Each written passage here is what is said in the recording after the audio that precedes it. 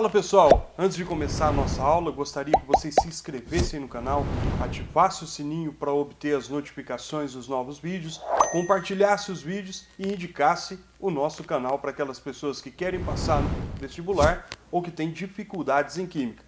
Valeu, é Nox! Para você que acompanha o canal Enox Química, vou lançar agora uma série de aulas sobre modelos atômicos. Então a gente vai falar sobre os modelos de Dalton, os modelos de Thomson, os modelos de Rutherford, os modelos de Bohr e o modelo da mecânica quântica de Schrödinger. Acompanhe aí a nossa série de aulas. E a aula de hoje a gente vai falar sobre o modelo atômico de Dalton. Modelo atômico de Dalton, que ficou conhecido como modelo atômico de bola de bilhar. Acompanhe com a gente. E aí, pessoal? Antes da gente falar sobre o modelo atômico de Dalton propriamente dito, a gente tem que sacar a ideia da onde veio o conceito de átomo que a gente conhece hoje.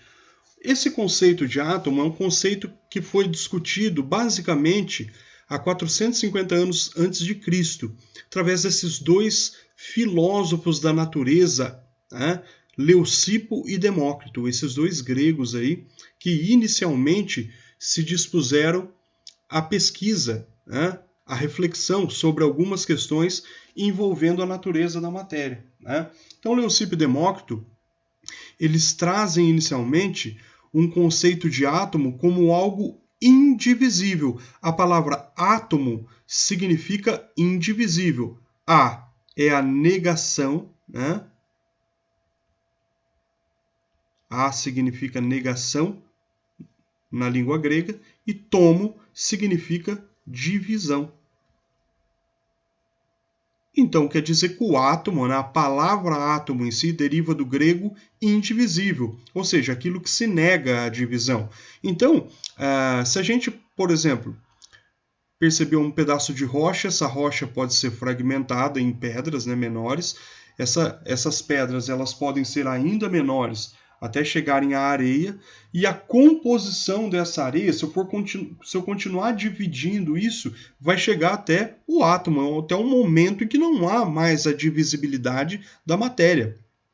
Então essa ideia é uma ideia que foi desenvolvida inicialmente por esses dois pensadores, Leucipo e Demócrito, da escola de Abdera, a escola grega de Abdera, e esses filósofos foram considerados filósofos atomistas, filósofos que relacionavam aí toda a constituição da matéria a partir de uma partícula chamada átomo, e que esses átomos eles poderiam se agrupar uns aos outros e formar aí uma estrutura qualquer.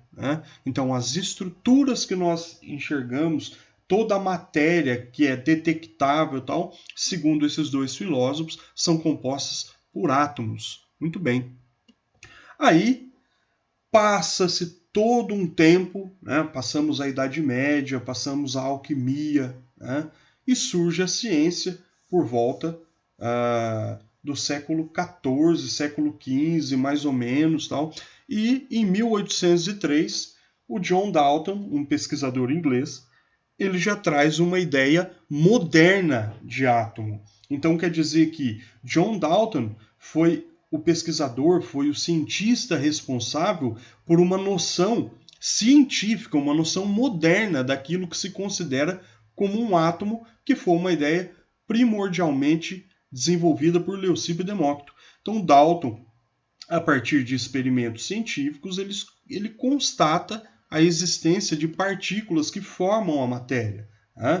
E o interessante é que John Dalton, basicamente ele constatava a ideia de Leucipo e Demócrito sobre a natureza dos átomos perante a matéria, e caracterizou um átomo como uma esfera maciça, indivisível, impenetrável, uma partícula eterna, uma partícula imutável, uma partícula neutra. Então, o que eu quero dizer com essas características? Indivisível é que o átomo é aquilo e não se divide.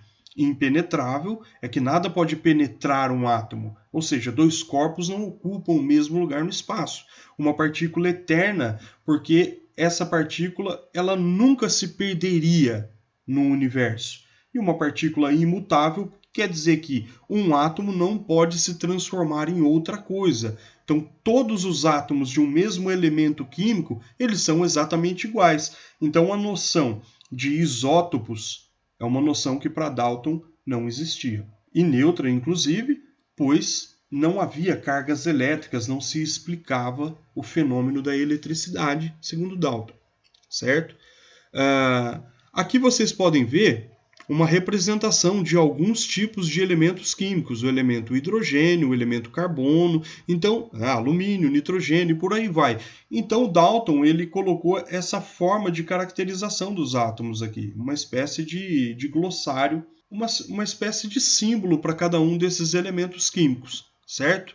Então, o modelo de John Dalton ele é um modelo importante na história da química, pois ele explica a ideia de Lavoisier, que é a lei da conservação da massa, né? Que a gente vai ver numa aula futuramente, a lei da conservação da massa de Lavoisier. E ele é suficiente para isso, é um modelo que explica muito bem a estequiometria de uma reação química. Se você acompanhou a minha aula de balanceamento, você sabe muito bem daquilo que eu estou falando. Então, esses modelos de bolas, né, esferas maciças, que é o modelo de Dalton, é um modelo que explica a estequiometria, é um modelo que explica o balanceamento, é um modelo que explica a ideia de Lavoisier, que é a ideia da conservação da massa.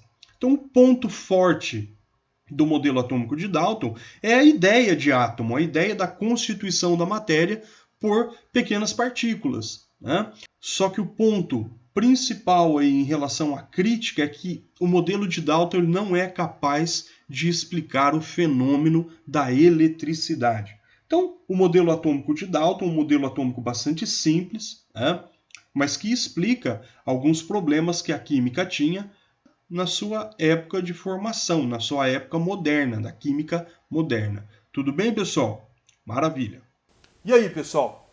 Tá gostando do canal? Tá curtindo as nossas aulas? Então se inscreva no canal, ative o sininho para obter as notificações dos novos vídeos, compartilhe os vídeos, compartilhe o nosso canal, indique os vídeos para aquelas pessoas que possuem dificuldade em química e também para aquelas pessoas que estão correndo atrás de uma vaga no vestibular. É nóis, galera! Valeu!